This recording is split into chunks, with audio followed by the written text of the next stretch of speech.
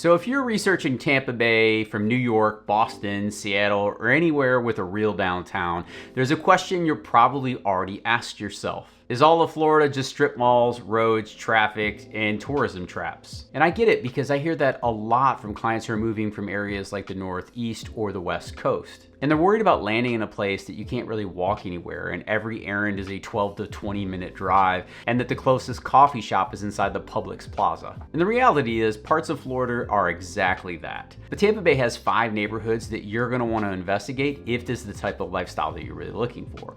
Real walkable neighborhoods. Some of them have brick-lined streets with bungalows from the 1920s, some with town centers built from scratch in the last decade, and all of them with a quality of life that really competes with just about anywhere in the country. So if you're trying to figure out whether Tampa Bay can actually deliver the lifestyle that you're not willing to give up, this video is gonna be for you. And if we've never met before, my name is Juan Alcala, and a little over 7 years ago, my wife Kate and I packed up our family of 5, sold almost everything we owned, and moved 1,200 miles south here to Tampa Bay, where we've been loving it ever since. I'm also a licensed real estate agent who's helped over 200 families make that exact same move. And the reason I share that with you is because I've seen this pattern play out over and over. As a matter of fact, a couple hundred times. Smart people from urban areas do their research, get excited about the math, start picturing their move, and then they talk themselves out of it because they assume that they have to give up the lifestyle that they actually love. And that's the mistake I really want to help you avoid today. Because here's what I've learned after helping other people through this decision. Walkability is not one thing in Tampa Bay. It comes in 2 distinct flavors, and once you understand the difference, the whole map opens up. So before I show you these 5 neighborhoods, I need to give you the framework.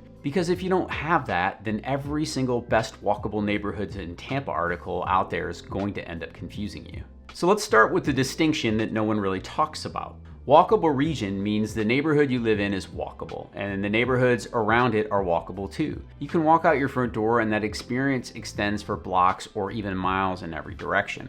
Coffee shops, restaurants, parks, and other people walking, the whole thing just connects. And then you've got a walkable inside, which means the community itself is genuinely walkable, and sometimes beautifully so.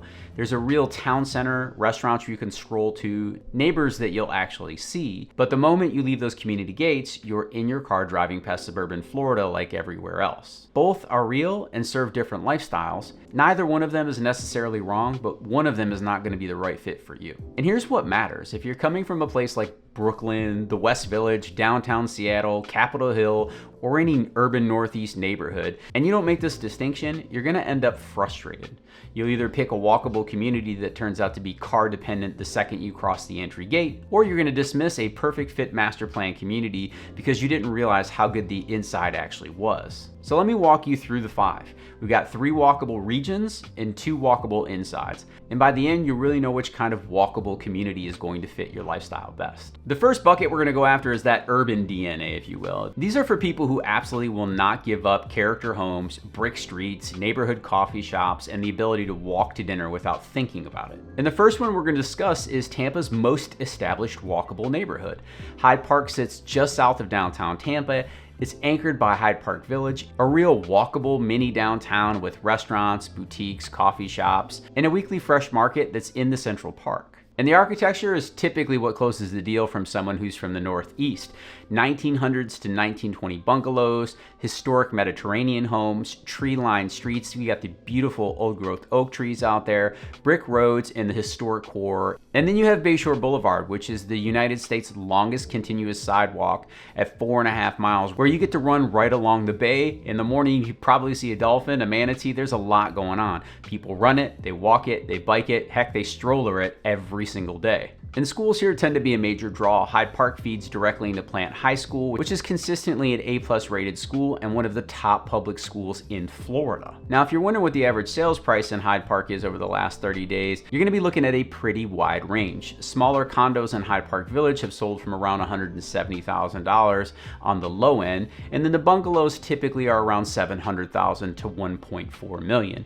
And those Bayshore adjacent estates and fully renovated historic homes have sold for up to $5 $1.5 million. And the median sales price over the last month has been right around $750,000. Now, when we get into the weeds and get a little bit more transparent, and this is the kind of thing that your agent should tell you before you ever fall in love with a house here in Hyde Park. This area has some real flood exposure. Roughly 65% of the properties in the historic area itself are at significant flood risk over the next 30 years. And trust me, as someone who has had their home flooded, I've learned firsthand what this can do to your life. So if you're considering Hyde Park, the flood zone conversation has to happen before you tour anything. And you definitely want to look at other considerations like the elevation of the home and the elevation of your neighbors, because you can be sitting in a hill and technically be in the valley up there while your neighbors are sitting high and dry. And when it comes to these types of houses, my recommendation is you get a quote before you ever write an offer. That way you know exactly what your insurance number is going to be, not just the average of the block. And remember what you get in exchange for that. You get urban, suburban, and bay living. It's incredible. 7 minutes to downtown.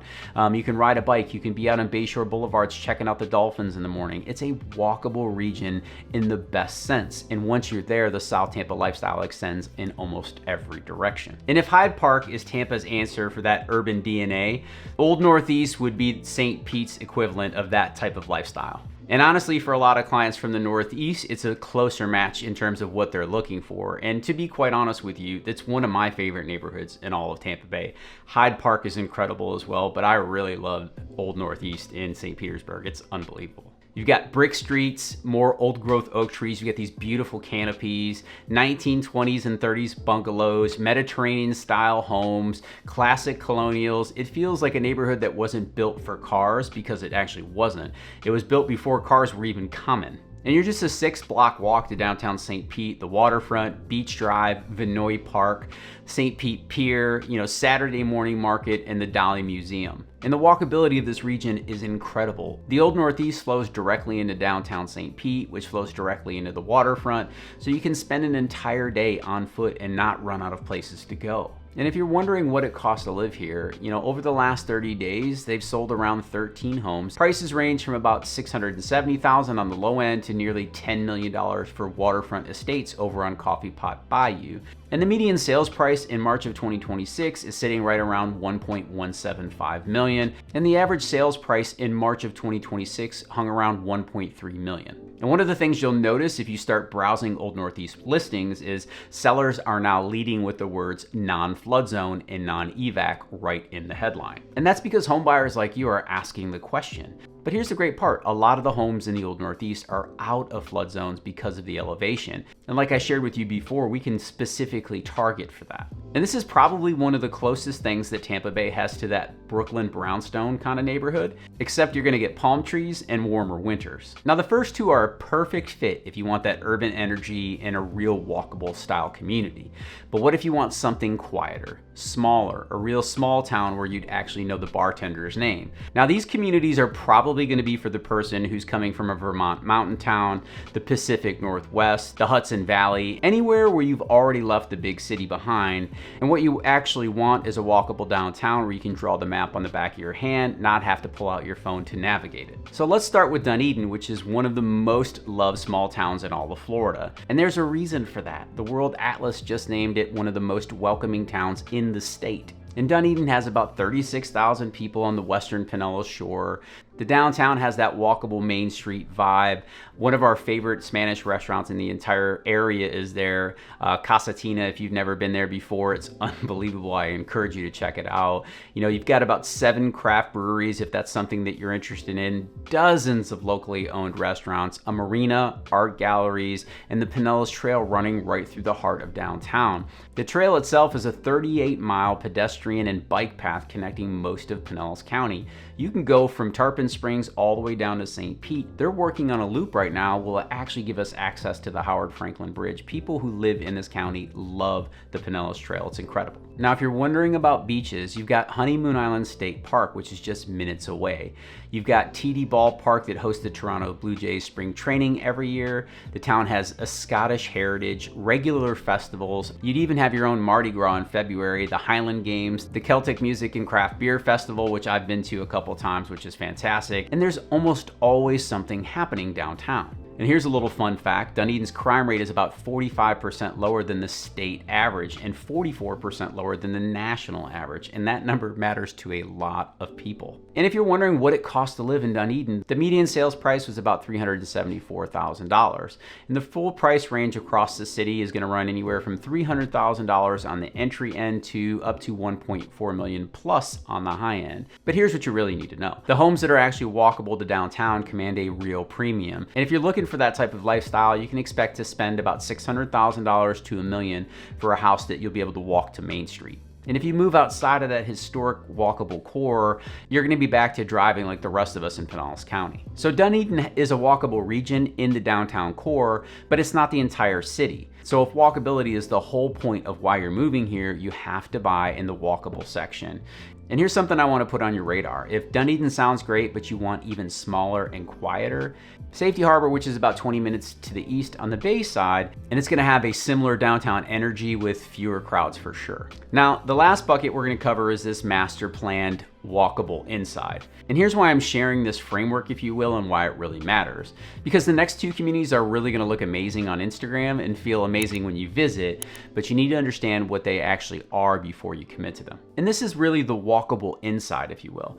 They have real town centers. The community itself is beautifully walkable, but the second you leave, you're driving through suburban Florida. And for people looking for this type of lifestyle, it's really perfect. They get new construction homes, amenities, the flood zone safety of inland communities, the school options, which are fantastic, the social calendar built in, and you really find driving for the groceries because the community itself gives you everything else. And that leads us to Westchase, which is a master plan community about 14 miles northwest of downtown Tampa. This community has about 3,500 homes, 32 different sub-neighborhoods, and in the very heart of it, you've got this walkable, great area called West Park Village. Now this is a town center that's modeled directly after Hyde Park Village, which we already covered, with the Publix, the restaurants, coffee shops, a Starbucks, professional offices, neighborhood services.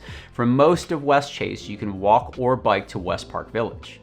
The schools are A-rated. You got Northeast Elementary, Davidson Middle, and Alonzo High. And that alone is typically what makes Westchase an answer for a lot of families. This is an area for someone who refuses to give up walkability and refuses to compromise on schools, and also wants a real single family home with a yard. And inside of Westchase, you got 2 swim and tennis centers, multiple playgrounds, sports field, walking trails, and a golf course. You've literally got the works. So what does it cost to live here, Juan? Because we all know desirability usually equals a pretty healthy price. And if we look at the recent sales price, condos have sold for as low as $150,000, and those single family homes typically cost anywhere from $460,000 to $750,000 on average. And here's what's great. West Park Village is a real walkable town center, but Westchase itself sits in a part of Tampa that is typically more suburban sprawl. The drive from Westchase to anywhere, the airport, downtown Tampa, the beach, is going to be a Florida drive on Florida roads with Florida strip malls along the way, and that's going to be the trade-off. The cool part is you have a lot of great shopping options, including a Costco. Again, you're so close to downtown. This is really a desirable area that people love to call home, especially families.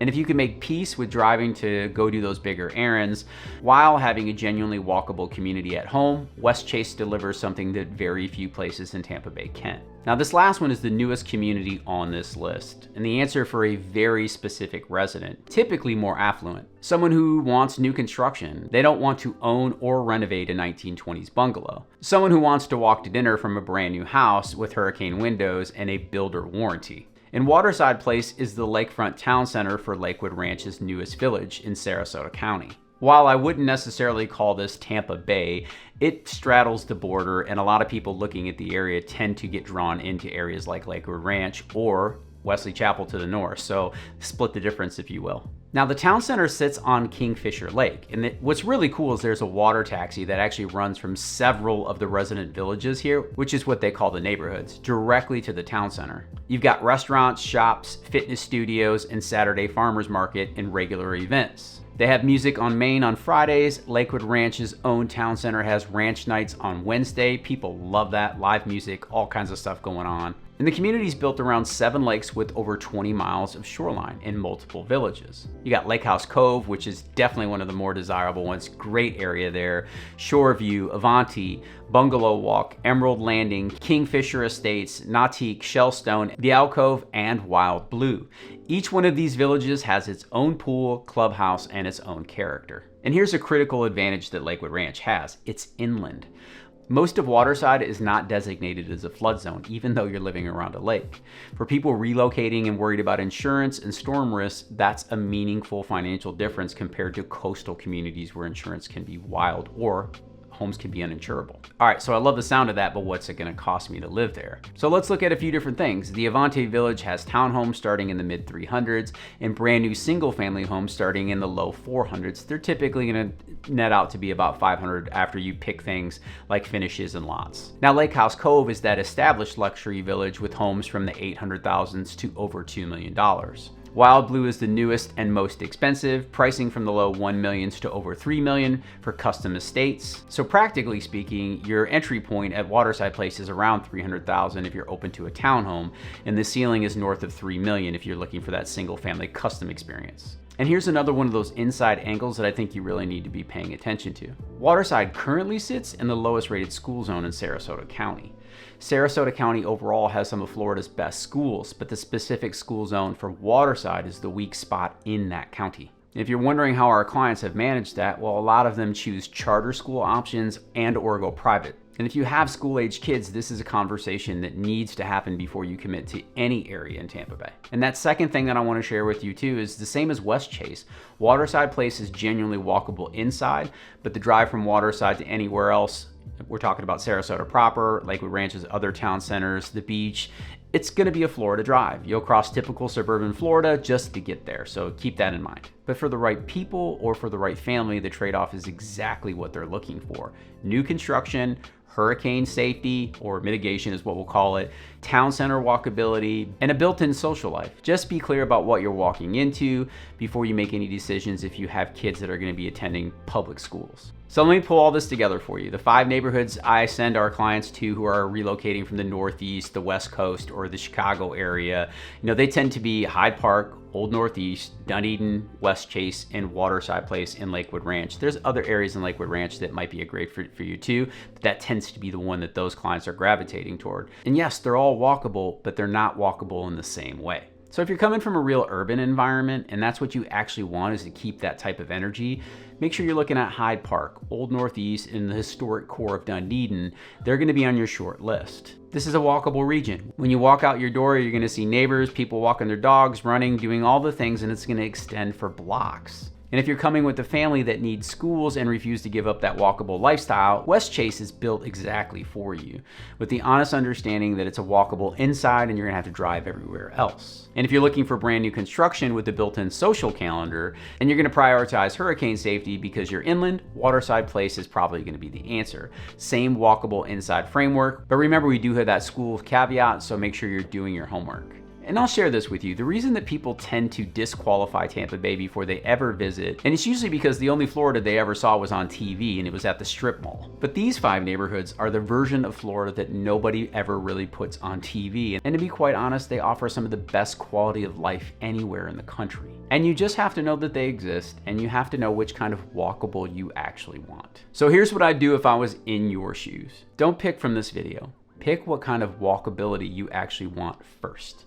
Do you want a walkable region, or do you want something that's just walkable inside the actual neighborhood that you live in? Then we can start narrowing it down. So if you're trying to figure out which one of these 5 fits your lifestyle, or any other walkable communities in Tampa Bay, those are the exact type of conversations that we have during our buyer strategy sessions. We look at where you're coming from, what you're not willing to give up, your budget, your timeline, and we'll figure it out together. And the best way for us to do that is to jump on a Zoom call. If you look in the description down below, you'll see a link It'll take you to our website. It'll ask you just a few basic questions, and behind that, you'll actually get access to my personal calendar. We'll jump on Zoom, I'll open up Google Maps, we'll walk you through the areas and help you identify those neighborhoods that are in line with your ideal lifestyle to take the pressure off the entire situation. And if you're not ready for that yet, I understand. Feel free to subscribe. We make videos like this every single week because moving 12, 15, or even 2,000 miles away can be super stressful, and we want to help you eliminate that issue. Now I'm going to put 2 more videos up here that I know are going to help you along this journey so you can have a clear picture of what you're trying to accomplish. And as always, until next time, go out and live that Tampa life.